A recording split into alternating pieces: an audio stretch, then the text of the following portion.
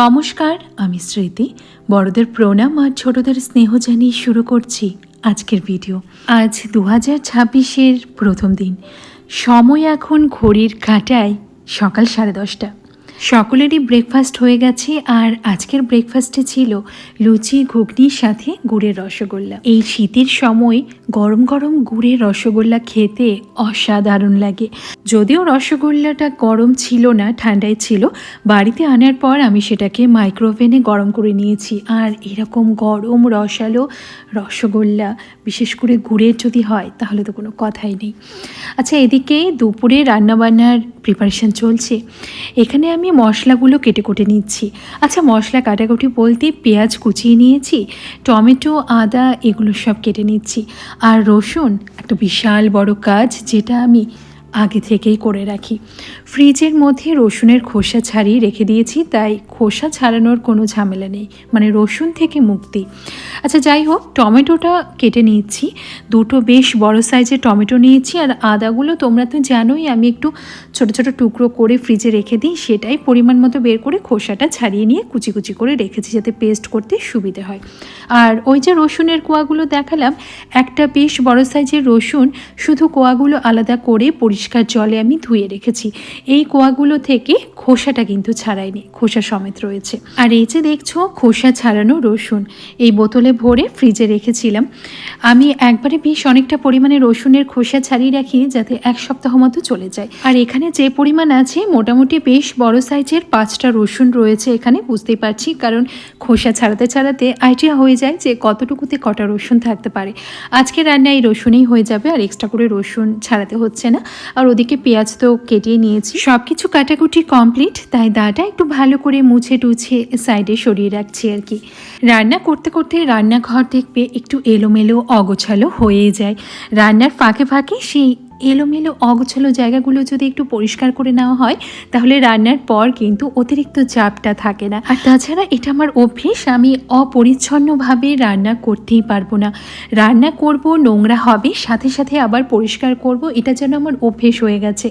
একটু নোংরা দেখলেই হাতটা সেখানেই চলে যায়। সব কিছুই মানুষের অভ্যেস, আর যেহেতু আমি এইভাবেই অভ্যস্ত, তাই এটাই আমার অভ্যেসে দাঁড়িয়েছে। আমি জানি এই জায়গাটা আবারও নোংরা হবে, তবুও আমি বারে বারে পরিষ্কার করি, এবং এর ফলে জায়গাটা কিন্তু ভালো থাকে, চকচকে থাকে। ওই যে তোমরা আমাকে বলো না, তোমার রান্নাঘর দেখেই মনে হয় না যে এখানে রান্নাবান্না হয়, অথবা তোমার রান্নাঘর কিভাবে এতটা পরিষ্কার ঝাঁচকচকে থাকে, জিজ্ঞেস করো তো আমায়। এটাই হলো কারণ। সব রান্নাবান্না যখন শেষ হয়, তখন রান্নাঘর ভালো করে পরিষ্কার তো করেই থাকি। তার আগেও যখন এরকম কাজগুলো হতে থাকে এবং টুকটাক এটা ওটার ছিটে ছাটা পড়তে থাকে, সঙ্গে সঙ্গে আমার হাতটা সেখানে চলে যায় জায়গাটাকে পরিষ্কার করতে। হয়তো ঝাঁ চকচকে থাকার পেছনে সেটা একটা কারণ হতেই পারে। রান্না করতে করতে বা এরকম মশলা ম্যারিনেশনের সময় একটু হলুদের গুঁড়ো বা একটু তেল বা একটু লঙ্কার গুঁড়ো চারপাশে ছড়িয়ে ছিটিয়ে থাকতেই পারে। সেটা যদি থেকেই যায়, এরকম সাদা জায়গায় না হলুদের দাগটা ধরে যায়, কিংবা লঙ্কার গুঁড়োর যে লাল রঙটা সেটা ধরে যায়, সঙ্গে সঙ্গে মুছে নিলে সেই দাগটা কিন্তু কোনো মতেই ধরে না এবং জায়গাটা পরিষ্কার থাকে। আমি যদি একেবারে রান্নার শেষের অপেক্ষায় থাকি যে রান্নাবান্না শেষ হবে তখন তো মুছবই, এখন মুছে কী হবে, তাহলে কিন্তু এই দাগগুলো ধরে যায় এবং সেটা পরে তুলতে অনেকটা খাটনির হয়। আর সেই কারণেই এটা আমার মাথায় হয়তো ঢুকে গেছে, এবং আমি জায়গাটাকে যতবার নোংরা হয় ততবার পরিষ্কার করতেই থাকি। এটা কোনো খারাপ অভ্যেস আমি বলবো না। জায়গাটা আমার ভালো থাকছে, জায়গাটা পরিষ্কার থাকছে, চকচকে থাকছে। আর সবার একই রকম অভ্যেস বা সবার সব কিছু একই রকম হতে হবে তা তো নয়। আমি যদি আমার জায়গাটাকে, মানে যেখানে আমি কাজ করি, যেখানে আমি থাকি, সেই জায়গাটাকে ভালোবাসি, সেই জায়গাটাকে পরিষ্কার পরিচ্ছন্ন রাখতে চাই, তাহলে তো অসুবিধার কিছু নয়। ভালো জিনিসটা আমারই থাকবে, তাই না? কেউ যদি এসে বলে, যেরকম তোমরাই বলছো, এতে আমার ভীষণ ভালো লাগছে যে আমি যে কাজগুলো করেছি বা করছি, সেটা কিছুটা হলেও তো তোমাদের প্রশংসা পাচ্ছে। লাঞ্চে কি রান্না হচ্ছে তা তো তোমরা দেখেই নিলে।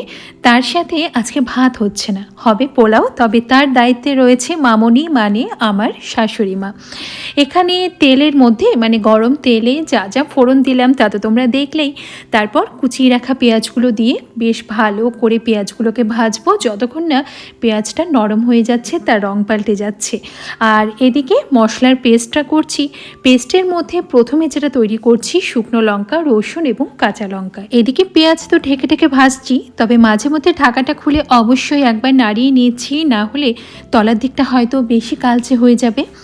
আচ্ছা, পেঁয়াজ এইভাবে ঢেকে ঢেকে ভাজলে বেশ তাড়াতাড়ি কিন্তু পেঁয়াজটা ভাজা হয়ে যায়। আর পরিমাণে যদি বেশি থাকে তাহলে দেখবে ভাজতে সময়ও লাগে। আর আমরা হাউসওয়াইফরা সব কিছুতেই একটু সংযত ভাবটা কিন্তু বজায় রাখি। একটু যদি ঢেকে ঢেকে পেঁয়াজটা ভাজি তাহলে খুলে ভাজার থেকে ঢেকে ভাজাতে যেহেতু কম সময় লাগছে, এখানে আমার গ্যাসেরও অপচয় কম হচ্ছে। কাজটা যেহেতু একই হচ্ছে, তো অপচয়টা করে কী লাভ বলো? যেটা সঞ্চয় হচ্ছে সেটা তো আমারই হচ্ছে। এই ধারণাটা সবসময় মনের মধ্যে যদি থাকে তাহলে দেখবে তুমি জীবনে কখনো অখুশি থাকতে পারবে না। তুমি যদি সবসময় ভাবো আমার কি লাভ, এতে আমার কি হবে, আরে যা হবে তোমার বাড়িতে হচ্ছে, তোমার হচ্ছে, সঞ্চয়টাও তো তোমারই হচ্ছে নাকি। তখন যে রসুন, কাঁচা লঙ্কা, শুকনো লঙ্কার পেস্টটা তৈরি করলাম পেঁয়াজ ভাজার পর, সেই পেস্টটা দিয়ে কিছুটা সময় কষিয়েছি। তারপর আদা এবং গোটা জিরে একসাথে পেস্ট করে নিয়েছি, সেটা দিয়ে আরও 2-4 মিনিট মতো কষিয়ে ওই যে দুটো টমেটো কেটে রেখেছিলাম সেই দুটোরও পেস্ট করে এর মধ্যে দিয়ে বেশ ভালো মতো কষিয়ে যাচ্ছি। আর সামান্য একটু হলুদ গুঁড়ো আর নুন দিয়েছি, কারণ পরিমাণ মতো হলুদ গুঁড়ো নুন আমি কিন্তু মাংসের ম্যারিনেশনে দিয়ে দিয়েছি। এখানে সামান্য একটু দিলাম মশলাটাকে সুন্দরভাবে আরও তৈরি করার জন্য। আচ্ছা, মিক্সির বাটিটা ধুয়ে অল্প একটু জল দিয়েছি, কারণ জলের একটু প্রয়োজন ছিল। আর একটু জল দিয়ে কষালে না মশলা কষানোটাও খুব ভালো হয়। যেহেতু গোটা জিরে দিয়েছি তাই জিরের গুঁড়ো এখানে দিচ্ছি না, মানে গোটা জিরে আমি বেটে দিয়েছি আদার সাথে। এখানে একটু ধনে গুঁড়ো দিলাম। তারপর গ্যাসের ফ্লেমটা মিডিয়ামে রেখে আমি বেশ কিছুটা সময় ঢেকে কষিয়েছি। মাঝে মধ্যে অবশ্যই ঢাকা খুলে একটু নাড়িয়ে নিতে হবে, না হলে তলার দিকে তো লেগে ধরবে, তাই না? দেখো মশলা কষানো কিন্তু কমপ্লিট, একদম তেল ছেড়ে দিয়েছে। এবার ম্যারিনেট করে রাখা চিকেন, এটা দেশি মুরগি রয়েছে, কষিয়ে নেওয়া মশলার উপর মাংসটা দিয়ে এবার মশলার সাথে মাংস খুব ভালো করে মিশিয়ে আবারও বেশ কিছুটা সময় মাংসের সাথে কষাতে হবে। যত ভালো কষানো হবে তত তো তার ভেতর থেকে স্বাদটা বেরিয়ে আসবে, তাই না? এদিকে আমি চিকেন রান্না করছি আর ওদিকে মামনি পোলাও রান্নায় ব্যস্ত। আজকে আমাদের রান্নাঘর দুজনেরই দখলে রয়েছে। আজকে বছরের প্রথম দিন, তুমি একা কেন সব কাজ করবে, তোমাকে আমিও সাহায্য করব। এই যে ছোট ছোট কথাগুলো, এগুলোই কিন্তু সম্পর্ককে গভীর থেকে গভীরতর করে তোলে, সম্পর্কে ভালোবাসা আনে, সম্পর্কে শ্রদ্ধা তৈরি করে। আমাদের জীবনের ভীষণ মূল্যবান এই দুটো জিনিস, ভালোবাসা এবং শ্রদ্ধা বা সম্মান। এই দুটো যদি আমার থাকে তাহলে সারাটা জীবন খুব সুন্দরভাবে কাটিয়ে দেওয়া যায়। ছোটবেলা মা বলতো বছরের প্রথম দিন যেমন যাবে, যেমনভাবে কাটাবি, বছরের বাকি দিনগুলো ঠিক সেরকমভাবেই কাটবে। ছোটবেলায় এই কথাগুলো মারা বিশেষ করে বলতো এই শীতের সময় স্নান করা নিয়ে কিংবা পড়াশোনা নিয়ে। বছরের প্রথম দিন নাকি যত সকাল সকাল উঠে পড়তে বসবো, সারা বছর নাকি আমি সেরকমই পড়তে পারবো সকাল সকাল উঠে। এগুলো ছোটোবেলা মারা বাচ্চাদেরকে বোঝানোর জন্য করতো। আজ যখন আমি বড় হয়েছি জানি এই ব্যাপারগুলোর কোনো মানে নেই, কিন্তু তবুও মায়ের মতো মায়ের বলা কথাগুলো আমি আমার ছেলের উপর বর্তাই। বড়বেলা ও না হয় স্মৃতি হিসাবেই মনে করবে। কিছু কিছু কথা বইতে ভালো লাগে।